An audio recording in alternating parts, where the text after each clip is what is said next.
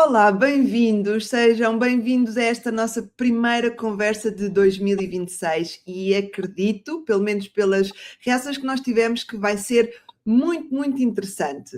E claro que a convidada e o tema que trago para esta primeira conversa de janeiro também ajuda a este interesse e a esta interação.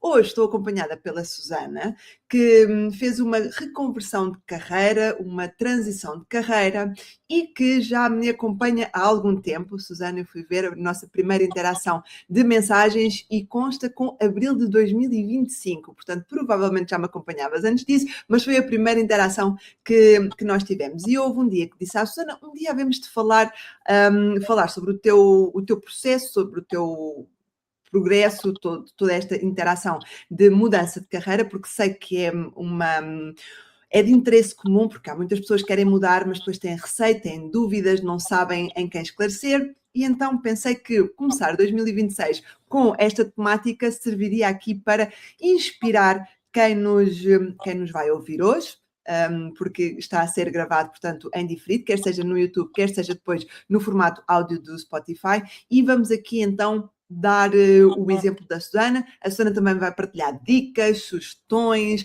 leituras, o que ela achar de melhor que possa ajudar também quem está a pensar começar neste processo, quem nunca pensou, mas quiçá agora tenha aqui um sparkle, aqui uma chama para fazer esta mudança. Portanto, vou dar aqui espaço à Susana também para se apresentar, que ninguém melhor que a própria para dizer quem é, falar aqui um bocadinho do seu passado antes de QA e depois então entramos aqui na área no tema de hoje da reconversão de carreira. Susana, seja muito bem-vinda. Obrigada, Patrícia. Olá a todos.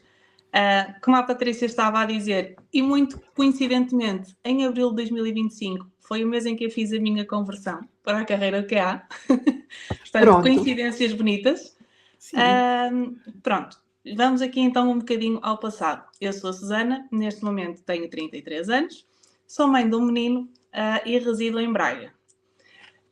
Aqui a minha formação profissional começou um bocadinho numa área que tem efetivamente a ver com a qualidade, mas seria um bocadinho mais ligada aqui à parte do produto físico e não tanto à parte do software.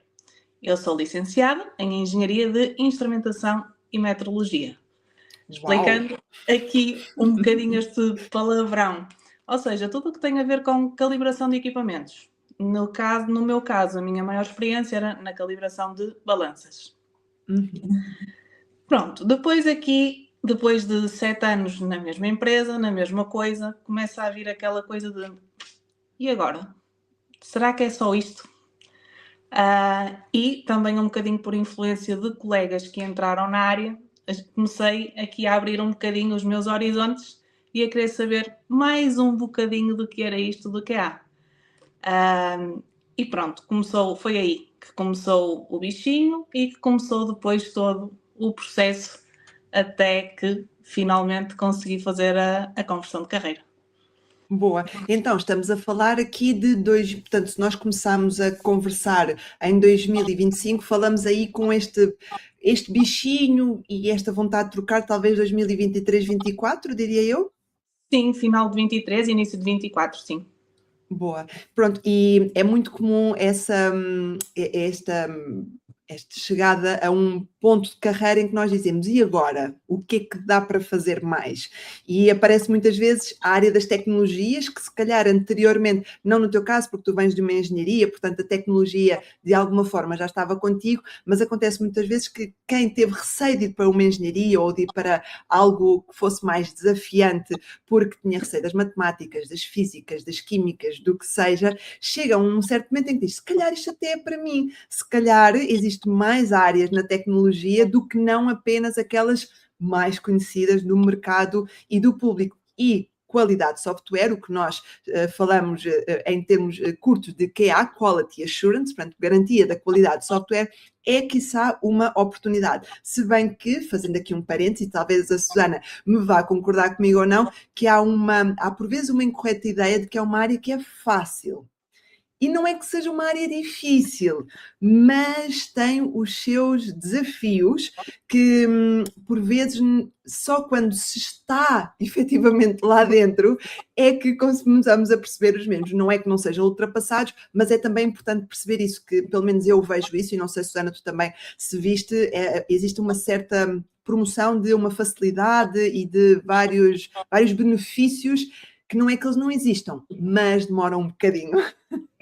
Sim, pelo menos, pronto, eu fiz um curso prévio a esta mudança de carreira e efetivamente a parte teórica e a parte prática pequenina que nos dão parece tudo muito simples, é tudo muito, acaba por ser até um bocadinho intuitivo, vamos dizer assim, nós que já somos utilizadores normais, não é, de software, parece-nos tudo um bocadinho intuitivo. O problema é realmente quando chegamos ao terreno, é que continua a ser intuitivo, mas tem aqui os seus quês. Exatamente. Mas nada que não seja ultrapassável com o tempo e com o conhecimento, como é óbvio. Tanto que eu costumo dizer que o manual para estudar para a certificação é muito curto. Há livros que são muito maiores, são 80 páginas, mas nós, quando começamos efetivamente a estudar o manual, percebemos que aquilo se calhar não é assim tão simples em termos da teoria que tu falas, porque depois a aplicabilidade prática acaba por ser aqui mais desafiante. E não trabalhamos sozinhos, portanto, temos também aqui uma série de outros colegas e outras funções que nós temos aqui que conseguir colaborar e trabalhar em conjunto.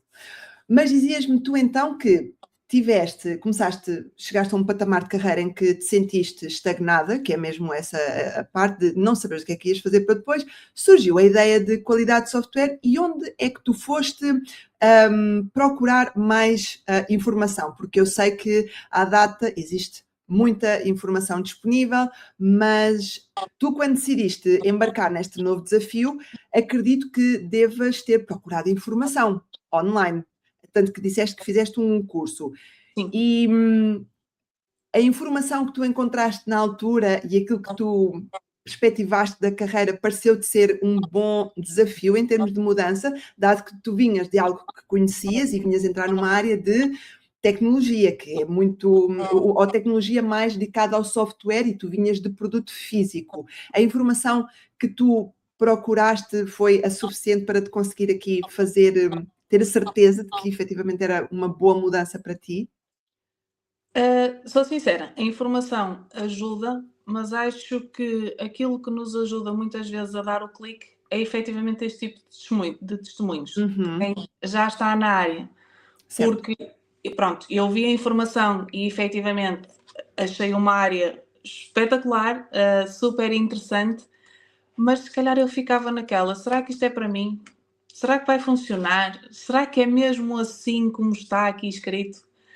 E o facto de podermos contactar com pessoas que já estão na área é sem dúvida uma mais-valia, porque ou confirmam ou não, efetivamente, a informação que a gente vai recebendo, porque é muita e muitas vezes pode não estar assim tão certa.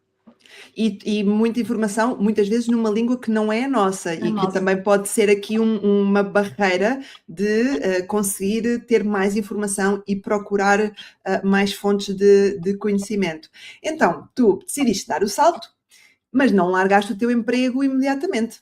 Tiveste aqui ou fizeste isso, decidiste dizer assim, eu não quero mais nada disto, eu quero mesmo uma reconversão de carreira, eu tenho um menino pequenino, como tu disseste, e eu vou largar tudo e vou dedicar-me exclusivamente a estudar e desenvolver-me para poder concorrer para o mercado. Não, na altura não era uma opção para mim, deixar um trabalho e ficar focada. Claro que, muito possivelmente, o caminho poderia até ter sido mais curto, mas essa não foi a minha realidade. Eu, na altura, o meu menino tinha cerca de 1 ano e meio, 2.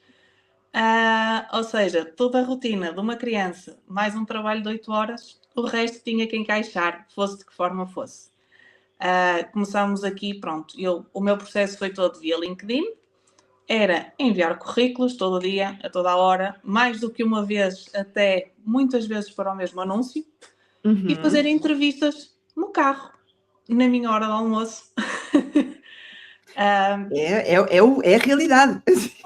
Foi mesmo este o processo. Muitas vezes ao final do dia, já depois de chegar a casa de um dia de trabalho, pronto, as coisas foram rolando. Não é fácil porque nós fazemos, eu posso dizer que fiz à vontade mais de 40 entrevistas, em que nós não sabemos o que é que vai dar, porque temos ali um tempo de espera depois do feedback, depois de darmos, pronto, de nos apresentarmos, mostrarmos os conhecimentos que temos.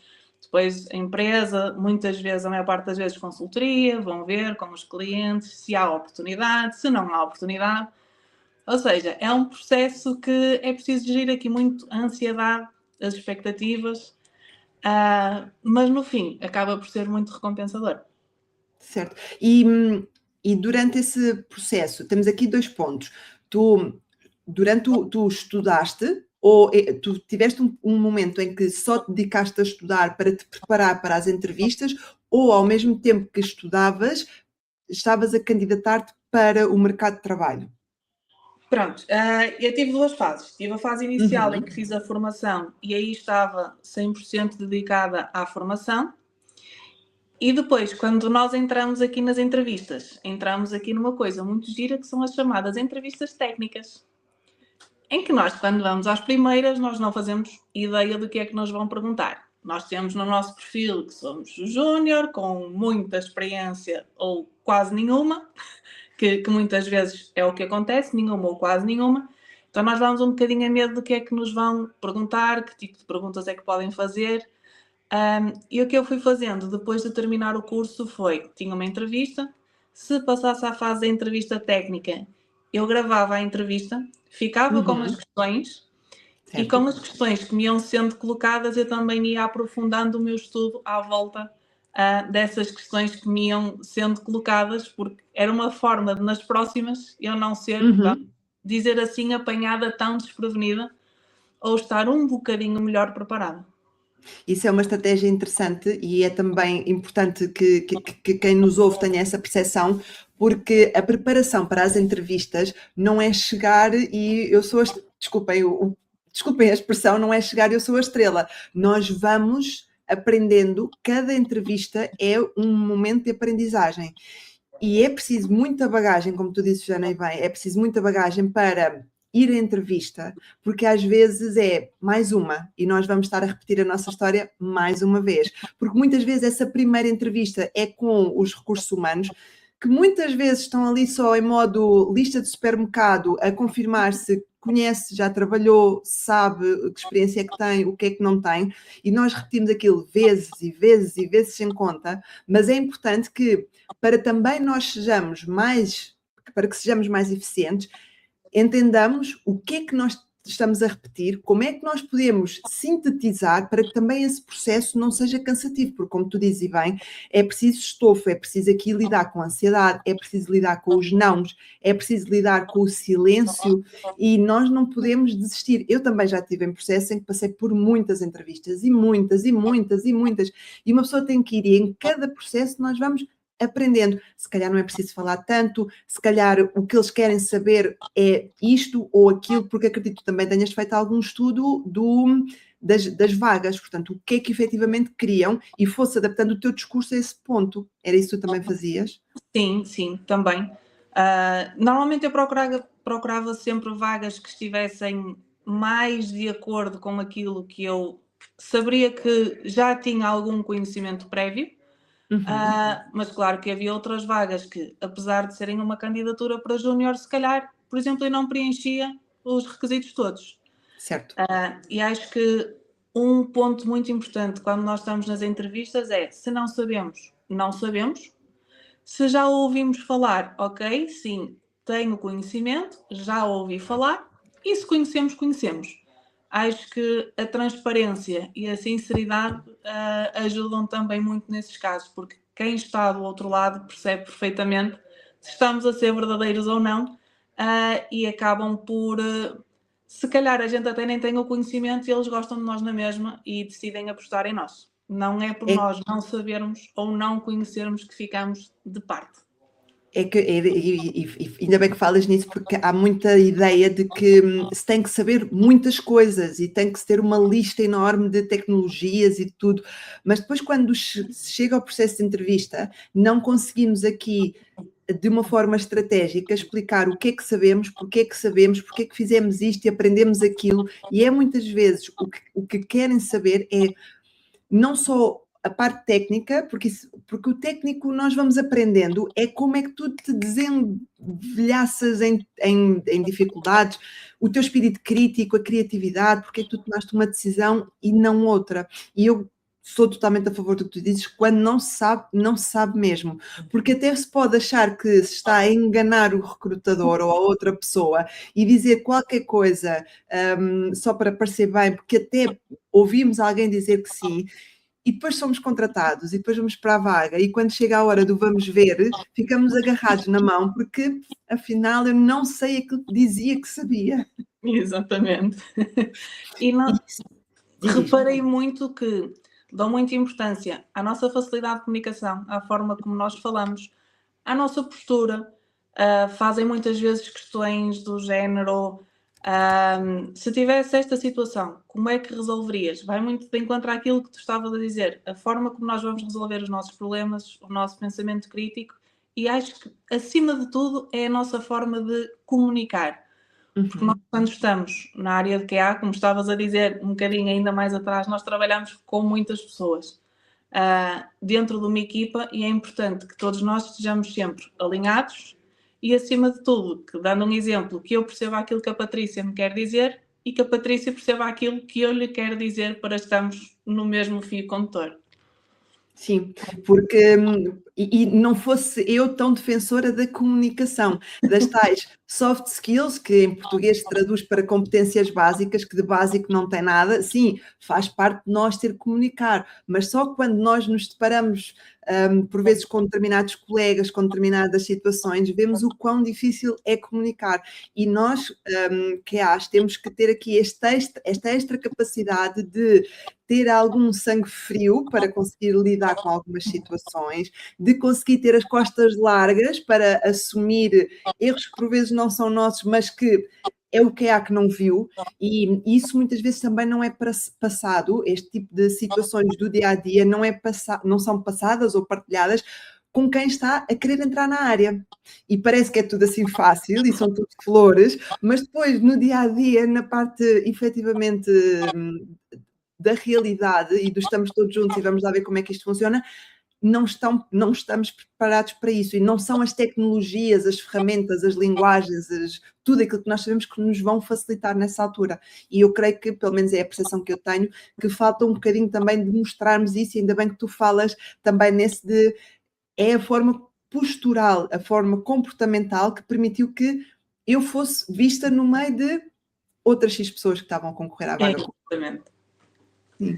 E diz-me outra coisa. Como tu disseste, tu fizeste mais de 40 entrevistas e acredito que devas ter tido momentos de, não digo desespero, mas de desânimo, porque Que eu diria desespero. Não é fácil, porque nós sabemos, e tu, mais recente do que eu, sabes que o mercado júnior, ou o mercado para quem não tem experiência, não está propriamente fácil. Talvez, na minha opinião, porque existe aqui umas incorretas concepções do que é efetivamente esperado para determinadas funções, e eu creio que existe aqui há aqui uma confusão entre o que é um júnior e o que é uma pessoa já com 2, 3 anos de experiência, o que é expectável esperar para uma pessoa e não para outra, e como é que tu foste encontrando aqui esta força, esta resiliência que é necessária nesses momentos, porque como nós falámos e como foi quando apresentámos aqui esta nossa conversa, tu chegaste a pensar em desistir. Várias vezes. E como é que se mantém? Não é fácil. Como eu digo, a partilha de testemunhos é muito importante e nós percebemos que não somos os únicos que passamos por este momento de ok, se calhar isto não é para mim, se calhar vou deixar isto um bocadinho de lado. E quando comunicamos com alguém que fez o mesmo percurso que nós percebemos que é completamente normal. Simplesmente ainda não chegou a nossa vez, mas vai chegar.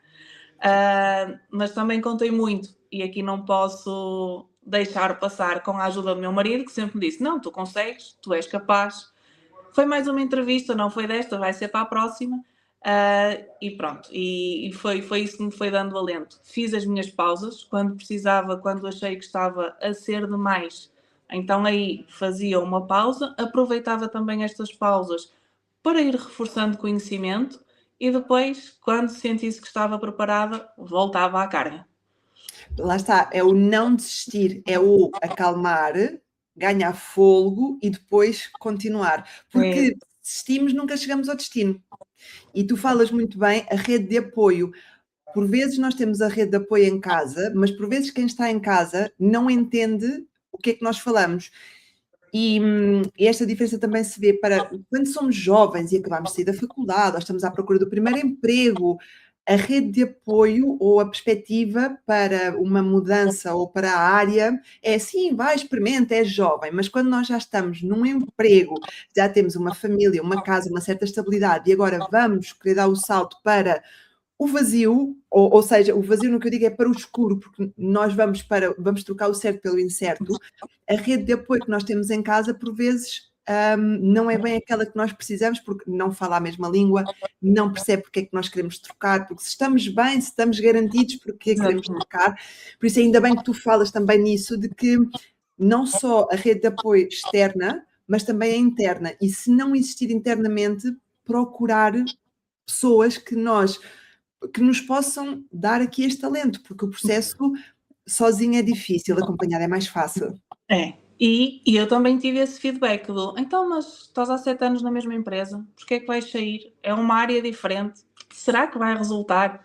Estás tão bem, tens um contrato efetivo. Se nós ficarmos presas a isto, nós nunca vamos evoluir, mesmo dentro de uma empresa que a gente esteja, seja na área de QA. Se nós paramos e não tentamos evoluir, seja de que forma for, vai ser só aquilo. Não há hipótese. Temos sempre que querer mais, almejar mais e trabalhar para isso. Não nos deixarmos conformar. Conformar, exatamente. Não nos deixarmos conformar. E mesmo, às vezes dizem-me que, mas internamente não me metem desafios. Mas, por vezes os desafios estão lá, mas nós não temos a visão ou o conhecimento, ou não falámos se calhar com outras pessoas, e novamente daí o reforço da rede, do networking, de conhecer outras pessoas, como é que faz, o que é que aprendeste, como é que estudaste, se calhar trazer isto internamente, também faz com que nós, como profissionais, possamos crescer. E entrar para a área das tecnologias é sinónimo de aprendizagem constante. Até ao final, porque isto muda tudo a uma velocidade de que hoje é branco, amanhã é preto, amanhã é cinza, depois voltamos outra vez para o preto, porque afinal as outras... É uma boleta constante que nós não sabemos qual é que vai ser a próxima casa. Exatamente. E o que é que portanto, tu tiveste uma rede de apoio importante, não só internamente em casa, como também externa, mas o que é que tu internamente dirias à Susana, que na altura, porque acredito também que quem passa por isso diz assim, eu vou desistir, mas também vale muito de nós, de dizer assim, eu não vou desistir porque, e não é porque eu tenho uma casa, porque eu tenho obrigações, o que é que tu dirias à Susana de há 1 ano e meio, 2 anos atrás, esses momentos de isto não é para mim, isto se calhar não é a minha área, eu não estou a conseguir. O que é que tu dirias para não desistir? Portanto, quantas Susanas ou Susanos que nos passam que incentivo é que tu dás?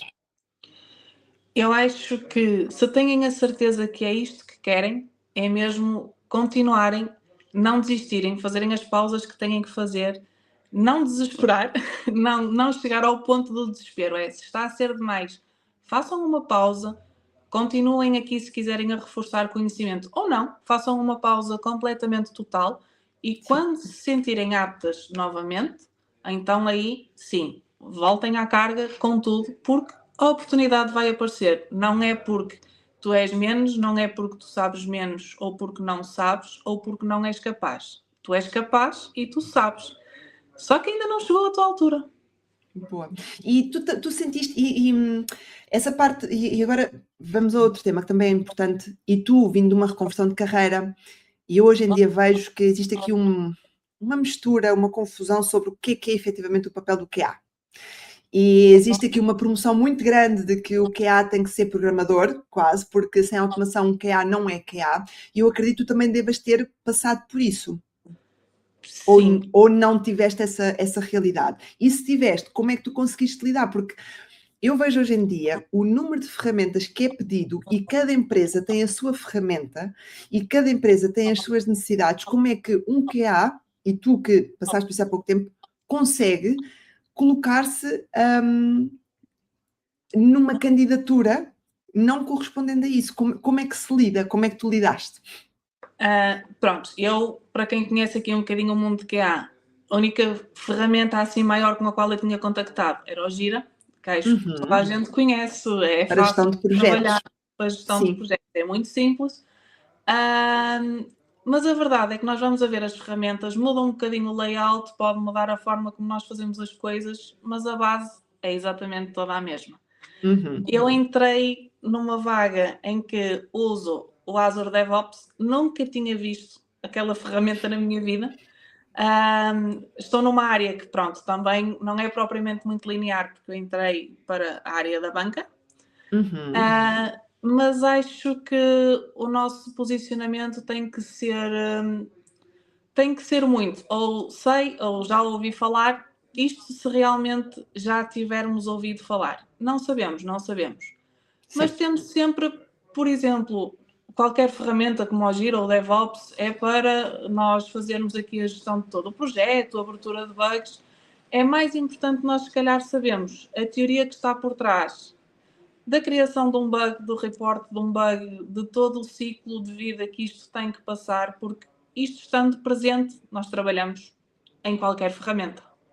É quase a semelhança de um carro. Nós aprendemos a conduzir, independentemente do carro que depois nós utilizamos, quer seja a gasolina, a gasóleo, elétrico, automático. Convém, e ainda bem que tu falas disso, convém saber a base. Eu noto que há muitos candidatos que olham para que tecnologias é que eu tenho que aprender. Porque também o mercado assim o está a pedir. Eu tenho que aprender 2 ou 3 linguagens de programação e ferramentas de automação, e também tenho que aprender a trabalhar com inteligência artificial, e também tenho que trabalhar com as ferramentas de gestão de bugs, e tenho que fazer tudo, mas depois o base dizer assim, agora tiramos as ferramentas, agora tens um papel, uma caneta, vamos voltar ao Excel, o que é que tu farias agora? Quais é que são os dados importantes? Acredito que seja também isso que tu, quando falas de conhecer como é que se faz, é isso também que tu estudaste e que tu tiveste em conta durante o teu processo de aprendizagem e de estudo. Exatamente, sim. E há bocado tinhas falado da automação. Eu tenho bola de automação, eu não sei fazer nada. Tenho alguns conhecimentos básicos de uma licenciatura de há muitos anos atrás a nível de programação, mas a automação eu sei zero. Certo. Portanto, sempre que me questionavam efetivamente, a resposta que eu dava é um objetivo para o futuro, mas neste momento eu não sei. E até que falo por conhecimento, que há quem tenha feito migração e tenha estudado automação e queira, porque é automação, porque se fala tanto, e chegando lá, e depois no dia a dia, isto afinal não é para mim. Isto afinal, a automação não é aquilo que eu quero fazer, não é o QA que eu estudei, não é aquilo que eu perspectivava quando estava a querer esta mudança ou a ingressão nesta área. Portanto, há que ter sempre aqui esta compreensão de que é importante perceber qual é que é a função mesmo. Exatamente, sim. Sim. E que outras coisas... E agora, estamos a falar de estudo, então, falaste-me de que fizeste um curso, não sei que curso é que fizeste, ou se quiseres fazer referência, se foi online ou não, só também para quem nos ouça dizer assim, olha, tenho uma referência que posso só estudar online, ou efetivamente tenho que ir para uma escola ou para uma academia de formação, também, porque tu, como disse, tinhas um trabalho a 8 horas, mais a casa para tratar, portanto, tudo era fora o teu horário de trabalho, portanto, era no teu horário de folga, tinha que ser aquilo algo que se adequasse à tua realidade. Certo. Eu, na altura, eu fiz a formação com uma empresa alemã, era tudo online, as formações eram à sexta e ao sábado, sexta ao final do dia, sábado a manhã toda, e um bocadinho ali, pronto, da parte da tarde, tudo completamente online. Cheguei ao final, tive a emissão do certificado. E foi por aí. E foi aí que, efetivamente, me deram aquelas bases que nós temos vindo a falar aqui ao longo da nossa conversa, e foi aí que realmente eu obtive esse conhecimento. Tudo online. E depois, claro, fui-me aqui apoiando noutras plataformas que existem gratuitas. Por exemplo, a Udemy tem muita informação completamente gratuita em que nós podemos adquirir o conhecimento ao nosso ritmo e basicamente à hora que nós quisermos. Mas é importante também, porque quando percebemos isto, porque quem quer fazer uma reconversão, por exemplo, e agora vou começar por onde? E agora vou estudar quando? O tempo já de vida normal já é tão curto, como é que eu agora vou conseguir acrescentar este extra? Portanto, tu há bocadinho falaste que fazias as tuas entrevistas durante as horas de almoço, mas é também importante que, falando no não desistir, que quem nos segue perceba que há momentos em que vamos ter mais disponibilidade mental, há momentos em que vamos ter menos, há momentos em que vamos conseguir ter mais foco, há outros que vamos estar a ler e dizer se isto não entra, faz parte do processo de aprendizagem. Porque também estamos a aprender algo novo. Exatamente. E online também se consegue aprender muita coisa, portanto não é a obrigatoriedade de ter que ir para uma escola e ter que aprender, ou a escola, a academia de formação, o que seja, e ter que estar a cumprir aquilo de imediato. E diz-me uma outra coisa, Susana, tu tiveste alguma vez a ideia de que ao mudares para esta área era de empregabilidade garantida? Ou sempre tiveste a percepção de que é uma área que eu vou ter emprego sim, mas não vai ser assim no imediato, eu não vou estalar os dedos? Porque há também essa percepção que eu tenho deste lado, que há alguma dessa incorreta ideia de não, é uma área muito fácil para entrar, eu vou conseguir fazer, não é bem assim. Não é de todo bem assim. Efetivamente, há oportunidades na área, mas é preciso batalhar para que elas cheguem, e não acontece assim, muito menos. Temos mesmo que passar pelo processo, mas eu sinto que é um processo que também a nós, a nível pessoal, nos faz crescer muito. Porque trabalhamos aqui um bocadinho a nossa persistência, aqui o fator da não desistência, e o facto de percebermos que afinal eu fui capaz e afinal eu consegui. E isso, a nível pessoal, eu acho que é muito bom. Boa. E diz-me uma outra coisa. Quanto esta parte da persistência, do não desistência, quem faz mentoria comigo, eu tenho um modelo, mas também gostava de perceber como é que tu fizeste. Tu candidatavas-te, e que, para quem nos ouça, tu candidatavas-te e como é que tu mapeavas, porque tu dizias que candidatavas-te às vezes mais que uma vez para a mesma vaga. Como é que tu organizavas aqui a tua candidatura? Tinhas apenas um CV?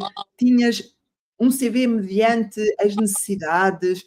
Ou tinhas um Excel em que tu sabias quais é que eram as vagas, quando é que te tinhas candidatado, se tinhas obtido ou não resposta, se reforçavas, imagina, enviavas o CV, recebias aquelas respostas básicas, de sim, recebemos o seu CV, está em análise. Reforçar. Como é que tu fizeste, como é que foi aqui este teu processo também desta procura ativa? Porque tu tiveste quanto tempo para conseguir a primeira vaga? Não chegou bem a 1 ano, mas muito próximo disso. Ok. Como é que tu foste fazendo então aqui este mapeamento de vale a pena candidatar, não vale? Porque há malta que acha que é só enviar CVs. Enviamos CVs e há de cair na carreira de alguém. Mas não é bem assim. Como temos aqui também este processo de gestão, que é tão importante também para a área de teste e qualidade de software. Saber o que é prioridade, o que é que não é, etc. E tal. Como é que tu fizeste? Como é que foi o teu processo? Eu posso dizer que eu fui muito básica. Eu fui ao LinkedIn, defini as notificações das vagas que nós conseguimos ali mediante alguns critérios, e sou sincera, eu abria a vaga, tudo o que pedisse um júnior, porque agora nós vemos, júnior, mas com 3 anos de experiência. Certo, exato. Se calhar não é bem um júnior já, mas pronto. É a tal dúvida que eu hoje em dia vejo, que o mercado está um bocadinho confuso, efetivamente, o que é que são as funções, o que é expectável para cada um, mas desculpa. Exato. Pronto, era ver realmente o que pedisse, todas as vagas que pedissem um perfil mais júnior e que como é que eu ia dizer? Que não aprofundassem muito, ou seja, que as competências que pedissem eu achava que me encaixava. Ou seja, nunca sonhei muito alto, porque eu sabia que se pedissem muita coisa, que se eu não correspondesse à maioria, não ia valer a pena, era tempo perdido. Portanto, eu tinha um único CV, com toda a informação acerca do meu percurso, e depois fui ajustando pronto, as vagas, o currículo e as vagas, e tudo o que tivesse, vamos dizer, 2 requisitos que fossem coincidentes, eu candidatava. Ok. Portanto, não era, não ti... Há quem diga que candidatem-se na mesma porque pode ser que seja em sorte, mas lá está, tu tinhas aquele processo de eu sei as minhas capacidades e sei aquilo que sou capaz. E também é um bocadinho de proteção. E compreendo a tua ponto, porque não vou estar a enviar para tudo. Vai que eu depois sou chamada e chego lá e é um não que eu já sei que vou receber. E como é que eu lido com um não? Será que vale a pena? Portanto, Exato. é também uma abordagem interessante essa que tu fizeste. E depois, tu ias guardando o registro de vagas que já tinhas candidatado?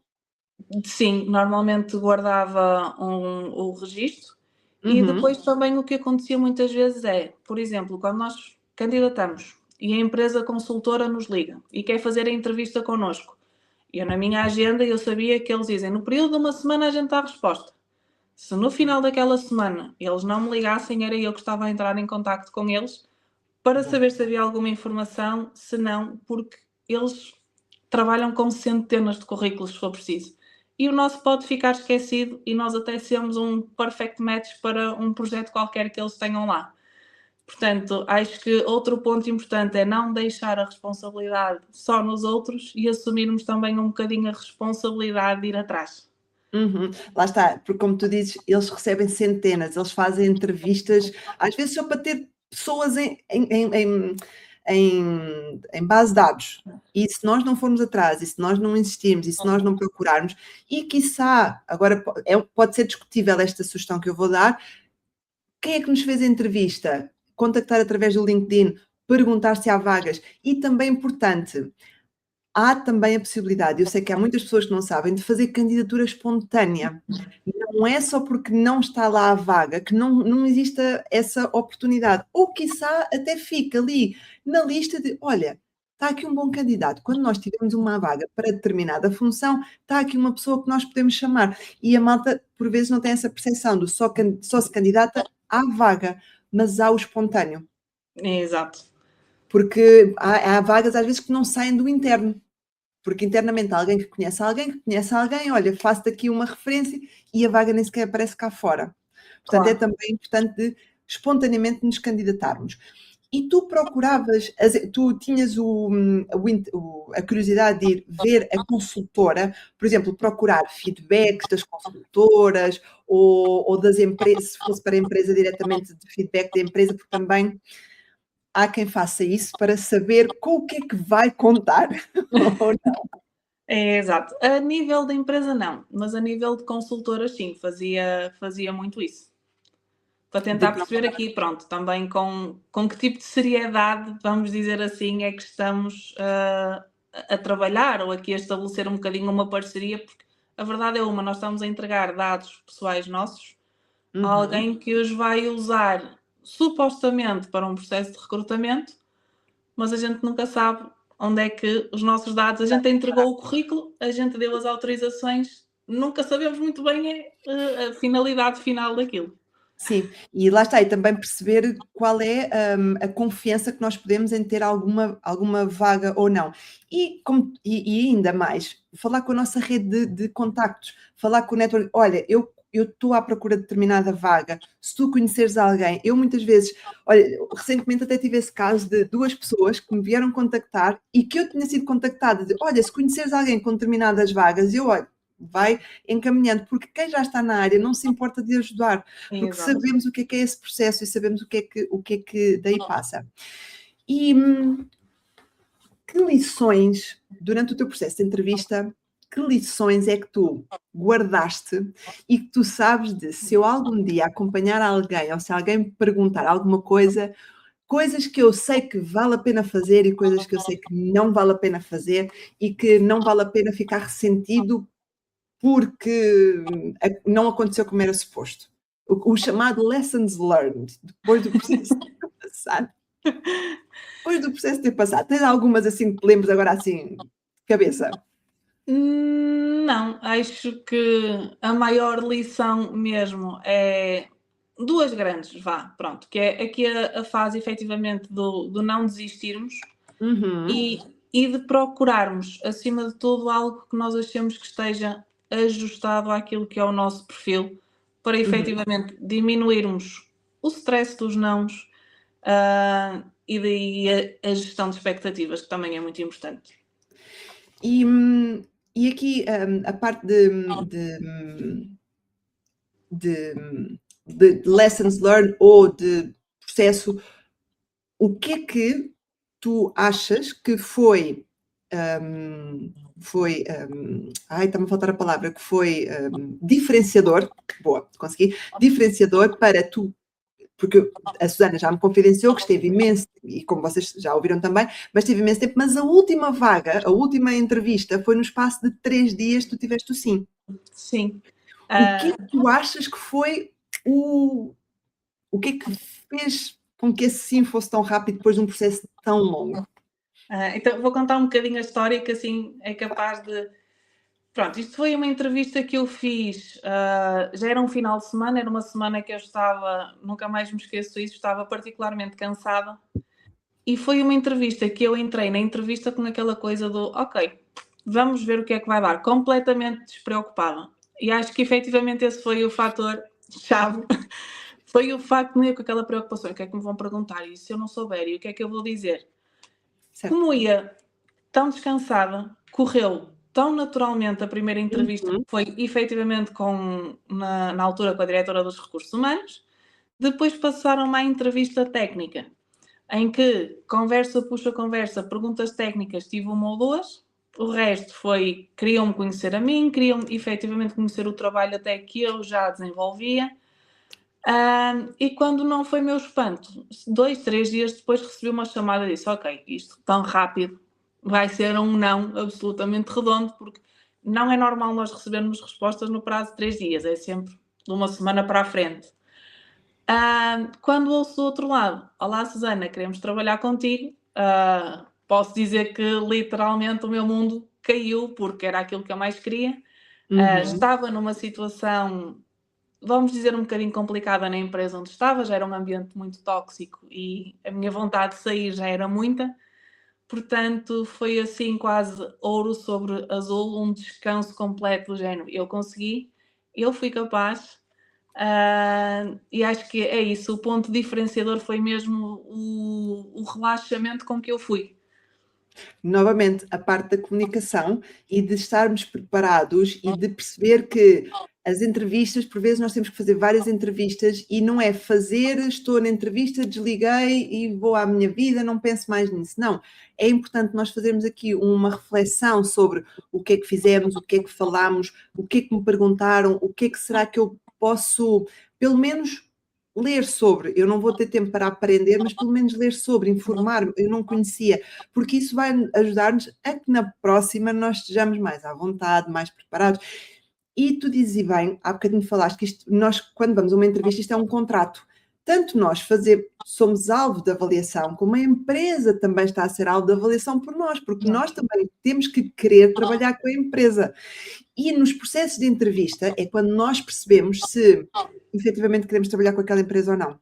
Porque às vezes há empresas que são espetaculares e super bem renomeadas, mas quando depois nós percebemos a cultura, a mentalidade, visão, valores e afim da empresa, se calhar não se enquadra bem com os nossos. Portanto, nas entrevistas, vão à vontade e levem perguntas. Não há perguntas tolas. E todas as perguntas que são feitas antes do sim são aquelas que nós também nos vão ajudar a dizer que sim, eu quero, porque tem que ser um mútuo acordo. Exatamente. Como tu dizias, eu estava à espera de um sim, mas foi também, tu sabias que querias aquela empresa, mas poderia dar-se o caso, tu estás na dúvida se querias ou não, e eles até te darem o sim, tu dizes, olha, afinal eu não quero. E também é importante deixar essa nota que não há problema em recusar um sim. Se nós percebermos que durante o processo de entrevista, afinal, eu não me senti muito confortável com as Exatamente. pessoas, com o processo, com aquilo que eu ouvi, com aquilo que eu li, porque nós vamos assumir um contrato e aquele contrato é para cumprir. Portanto, nós temos que ter a certeza que é efetivamente onde nós vamos querer, onde nós devemos querer trabalhar, vamos estar mais de 8 horas diárias ali naquele projeto, naquela empresa, portanto, também convém que nós demos um sim com vontade. Este casamento tem que ser das duas partes. E tu falaste aí de uma coisa, eu estava a esquecer de falar sobre a mesma, mas também não quero prolongar muito mais, mas sei que também é importante. Qual é que tu achas que foi a perspectiva, ou o que é que tu sentiste de vir de uma área totalmente diferente?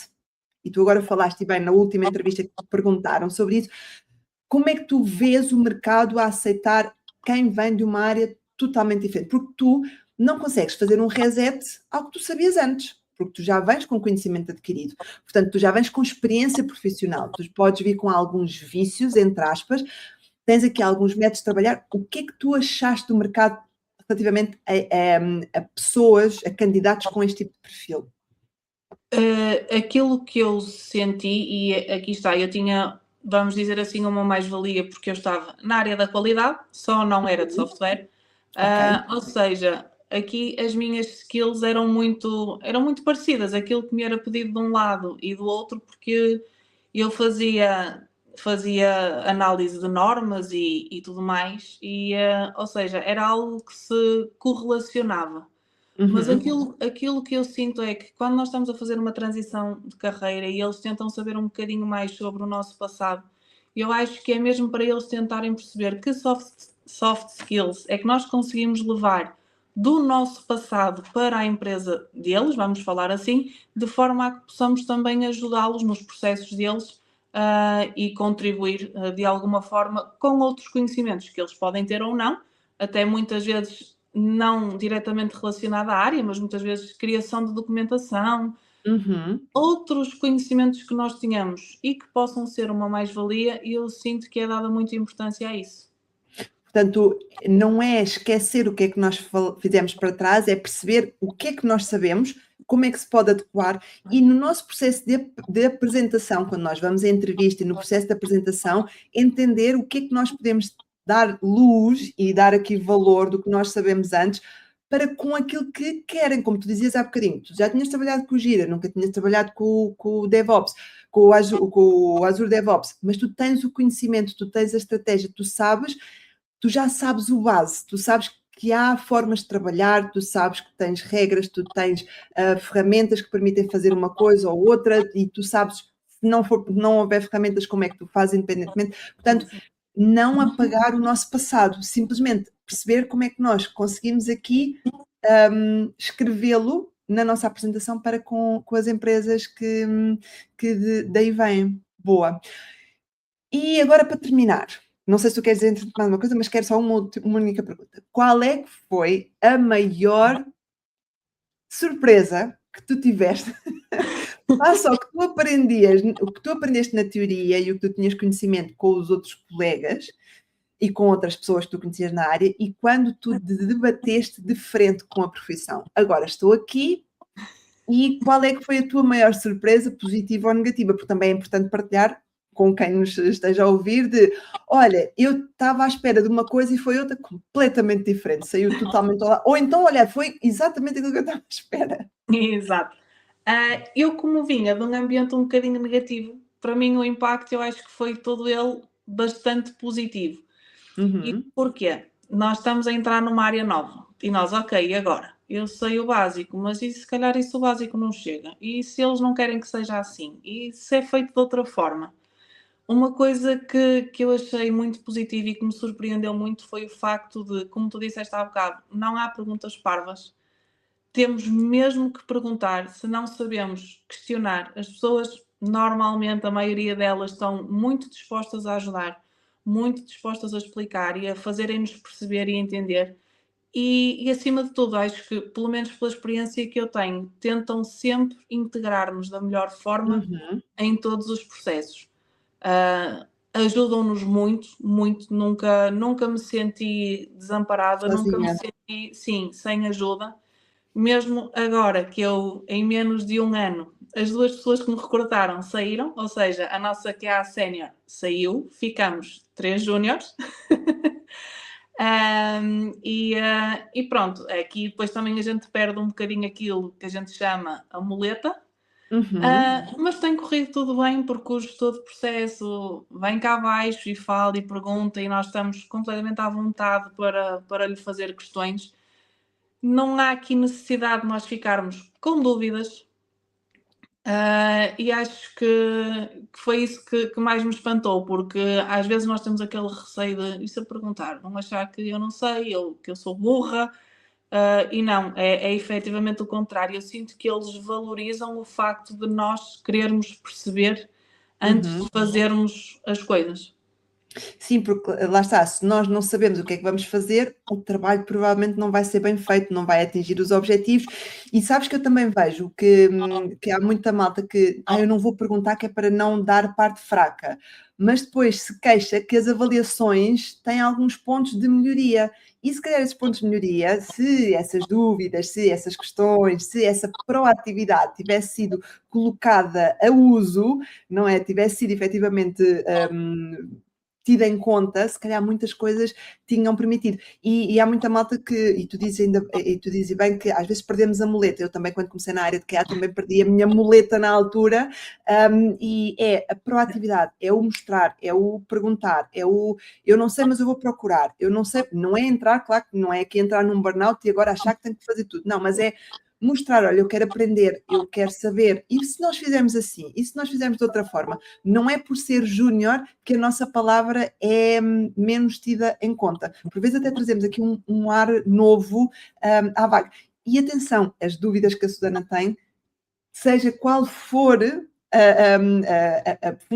os anos de experiência, os anos de casa, sempre que nós mudamos, começamos sempre do zero. Nós temos aqui um acumular de situações, mas nós vamos ter dúvidas onde nós estamos, nós vamos ter questões, nós vamos precisar de acompanhamento, só que são fases diferentes. Exatamente. Sim.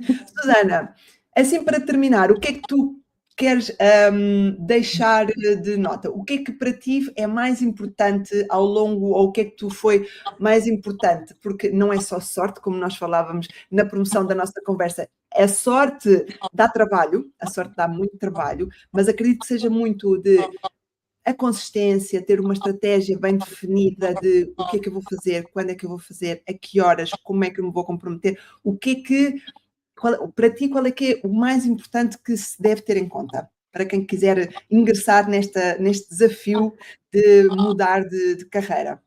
Exato. Eu acho que tem que ser aqui um bocadinho, definirmos, digamos assim, um horário, um espaço temporal em que nós estamos dedicados ali a enviar currículos. Se for essa a fase, efetivamente procurar vagas e enviar currículos. E acima de tudo é a persistência, é ir batendo ali às portas até chegar a nossa vez. E procurar fontes de apoio, redes de apoio internas, externas, trabalhar no chamado networking, que é a rede de contactos, porque são essas que nos vão também ajudar a abrir portas, a aprender mais, a conhecer mais, e temos aqui também estas muletas que às vezes são externas, mas que nos ajudam a pensar de uma forma diferente. Portanto, concluímos que, em vez de desistir, porque às vezes há vontade de desistir, temos é que aprender a ajustar o plano e a saber com quem falar, com quem procurar. Hoje ficam aqui a conhecer mais uma pessoa, a Susana também é empreendedora noutra fase. Deixo desde já o convite para consultarem também depois o perfil da Susana, que lá está, não para, mudou de área, mas não se deixa ficar. Está em constante aprendizagem, está em constante evolução, e deixa aqui uma mensagem muito importante: não é desistir, é reajustar, é persistir e acreditar em nós, principalmente. Exatamente. E queria dizer que estejam à vontade. Eu sei que vocês têm o contacto da Patrícia, que é uma pessoa espetacular, mas tendo acesso ao meu perfil, se me quiserem enviar mensagens, fazer questões, não chateiam, por favor enviem, porque eu faço todo o gosto em ajudar-vos um bocadinho também neste vosso percurso, como eu também já fui ajudada. Boa, é importante esta nota também, porque as pessoas, lá está, às vezes, não vou chatear porque a pessoa já está tão ocupada. Não chateiam, se nós não conseguimos responder logo, respondemos assim que possível, mas não se deixem ficar com a dúvida, e às vezes é só uma palavra de alento que se quer, às vezes é só dizer assim, está tudo bem, faz parte, vamos continuar, e aqui a pessoa tem um balão de oxigênio, portanto deixo também aqui, a Susana abriu porta, portanto eu já tinha deixado aqui a nota, mas a Susana abriu porta e eu deixo contar, façam o favor de procurar quem apoie e quem ajude neste processo, não tem que o passar sozinho, há muitas formas de o fazer acompanhado, porque sozinhos chegamos rápido, acompanhados chegamos longe, e nós queremos chegar longe e de forma saudável, sem ficar maluco da cabeça. Bem, espero que tenham gostado desta nossa conversa. Qualquer dúvida que tenham, ficam desde já à vontade para contactar as duas. Susana, muito obrigada mais uma vez por teres aceito aqui o desafio de vir falar comigo e de falares também da tua experiência, que, como tu dizes bem, é tão importante ter testemunhos de quem está a passar pelo processo, de quem já passou pelo processo, o que é que fez, o que é que não fez, o que é que teve dores. Dúvidas que tenham, estão à vontade. Obrigada mais uma vez e vemo-nos na próxima conversa. Obrigada. Obrigada.